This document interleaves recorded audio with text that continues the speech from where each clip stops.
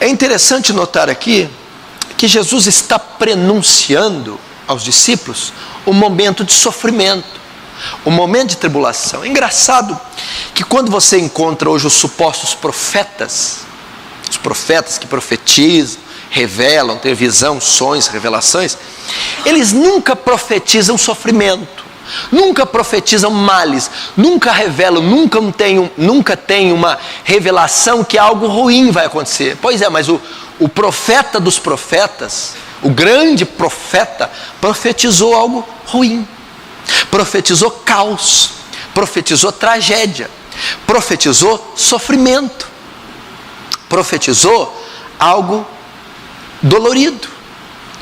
E à luz disso aqui eu também quero ensinar a dificuldade que os cristãos contemporâneos têm de lidar com o sofrimento, com a perda. Nós somos muito mal educados, muito mal ensinados em lidar com o sofrimento. Nós não sabemos lidar com tragédias, com mal. Foi nos ensinado de forma errada. Nós, talvez a nação brasileira principalmente, ela tem no mínimo 80% dos cristãos que foram influenciados pela confissão positiva. A confissão positiva que ensina Kenneth Reagan, Benny Hinn, que ensina R.R. Soares, de Macedo, esses grandes apóstolos modernos. O que a confissão positiva propõe? Que o sofrimento não é a vontade de Deus. Deus não quer que soframos, que a doença não vem de Deus, que mal nenhum pode vir de Deus, que não é a vontade de Deus que nós fiquemos doentes, não é a vontade de Deus que soframos qualquer mal que seja. Então, se alguém teve um carro roubado, se alguém está num leito de hospital, se alguém foi assaltado, se alguém pegou uma doença grave, isso é ensinado como falta de fé, obra de demônios. A pessoa está em pecado, está em desacordo com Deus, por isso ela está vivendo aquilo. Em que hipótese alguma pode acontecer uma tragédia, o exame dela nunca pode dar negativo, nunca pode dar um tumor maligno, não pode.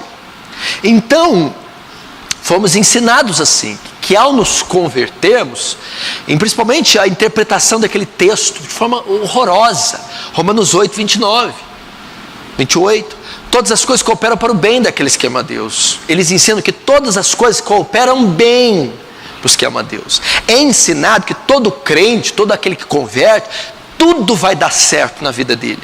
Tudo trabalha bem para ele. Tudo vai ser mil maravilhas. E não é isso que o versículo está dizendo. Não é essa maneira de interpretar o versículo. Todas as coisas trabalham para o bem. Dentro do tudo está o bom. Todas as coisas boas trabalham para mim. Mas dentro do tudo não tem só o bom. Dentro do tudo tem o bom e tem o mal. Então o que trabalha para o meu crescimento são coisas boas, mas também coisas ruins. Aliás, as ruins trabalham mais do que as boas para mim. Então, por causa disso, de sermos viciados na confissão positiva, quando somos pegos por um sofrimento, nós não sabemos lidar. Quando alguém nos rouba, quando temos um exame e dá um positivo com a doença, quando perdemos o emprego, como quebramos o pé, ninguém recebe isso bem, ninguém consegue aceitar. Por que o filho meu nasceu doente? Por que eu perdi o emprego?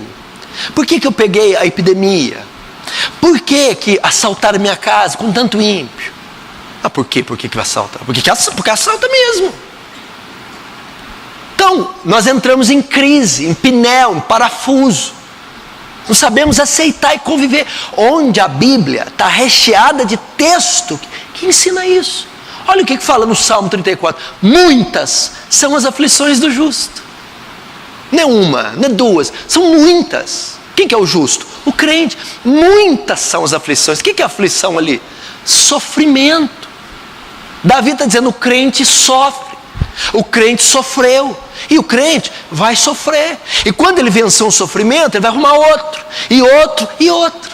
Muitas, várias, são as aflições, os sofrimentos. Filipenses, capítulo 1, verso 29, diz assim: em relação a Cristo, vocês não foram chamados só para crer nele. Não. Ah, para que mais nós fomos chamados? Também a padecer por Ele. Olha que coisa boa, que eles não pregam. Você foi chamado para crer. Foi, mas foi chamado para sofrer, para padecer, porque Ele é o modelo nós seguir, não é? Você acha que Ele sofreu?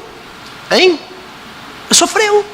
Foi perseguido, foi cuspido, foi humilhado, foi rejeitado, foi cortado, foi torturado, foi mastigado. Agora a gente segue Ele. Ah, mas essa parte eu não quero não. Mas como não?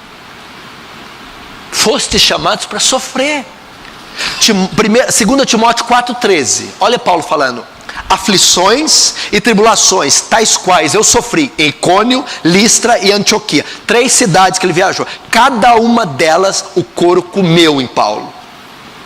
Quantas tribulações sofri, mas o Senhor de todas me livrou. Notem, o Senhor me livrou das tribulações. O Senhor não impediu que elas acontecessem. Aí vai para o verso 13. Os que querem viver piamente em Cristo, verso 12, padecerão perseguição, sofrimento. Olha que coisa mais paradoxal, doida. Como é que é? Quanto o que quiser viver piamente, padecerão perseguição. Peraí, não é o que eu estou entendendo. Quanto mais você buscar a Deus, mais você vai sofrer. Quanto mais santidade, mais graça, mais conhecimento, mais perseguição. Ou seja, crente carnal meia boca sofre menos. Crente pesou santo sofre mais. Crente que quer ser acima da média sofre mais ainda. Isso aí é Bíblia. No Antigo Testamento fala um homem que não sofreu: Moisés, Abraão, Isaac e Jacó, Adão, Josué, os juízes. Todos passaram por sofrimento. Aí nós ficamos nessa síndrome, nessa crise. Pularam lá em casa. E o que levaram? O que chute do meu marido. Entra em crise. Arrombaram a minha porta. A sua porta não foi a primeira que arrombaram e nem vai ser a última. E nem vai ser a última da sua casa. Vai arrombar mais 200 da sua casa ainda. Vai catar tudo. Até onde tiver um negócio, vamos continuar catando. Que negócio é esse? Não pode arrombar a sua casa. Por que não pode arrombar a sua casa? Nós com as crises bestas. Eu fiquei doente. Come gordura, torresmo, refrigerante todo dia, não caminha, não anda, fica doente, aí põe culpa no diabo, Deus é injusto. Não, é o ócio. Causa e efeito, eu não entendo umas coisas. Sofrimento. Sabe essa ideia de vai ter uma epidemia aqui em Franca, na casa do justo não vai entrar. Isso é conversa. Isso é conversa. Isso é mentira. Nós temos que saber lidar com o sofrimento. Eu vou te falar uma coisa, pode ser chocante, mas não vou mentir. Eu vou enganar você. Vou enganar para ter ibope, para lotar a igreja. Campanha, vamos levantar a mão. É hoje, irmã, glória a Deus. Aí você sai inchado de vento, vazio, inchado de mentira. É hoje. Não é hoje, irmão. Aliás, pode ser hoje, pode ser amanhã, pode ser daqui a um ano. 1 Coríntios, Paulo fala assim, do espinho na carne você conhece. Há 14 anos, se fora do corpo, no corpo não sei, conheci um homem que foi arrebatado ao terceiro céus e viu coisas inefáveis que não é lícito aos homens dizer. Para que não me ensoberbecesse pela grandeza das revelações que tive, foi-me colocado um espinho na carne, a saber, o mensageiro de Satanás para me desbofetear. Pelo que orei 3 vezes pedindo ao Deus que me retirasse, e 3 vezes ele me respondeu a mesma coisa: a minha graça te basta, porque o meu poder se aperfeiçoa na fraqueza. Ele pediu para Deus tirar o sofrimento dele. Deus, me livra, tira esse espinho maldito, tira essa dor aguda, passa esse vale. Deus, não. Ele orou 3 vezes mostrando perseverança, e 3 vezes Deus falou: eu não vou tirar. Quem que prega isso? O espinho representa dor, sofrimento, vale, prova, seja o que for, passa, alivia, tira. Deus simplesmente falou: não. Como que Deus responde o sofrimento de Paulo? A minha graça te basta. O que Deus respondeu? Olha a interpretação desse texto, minha graça te basta.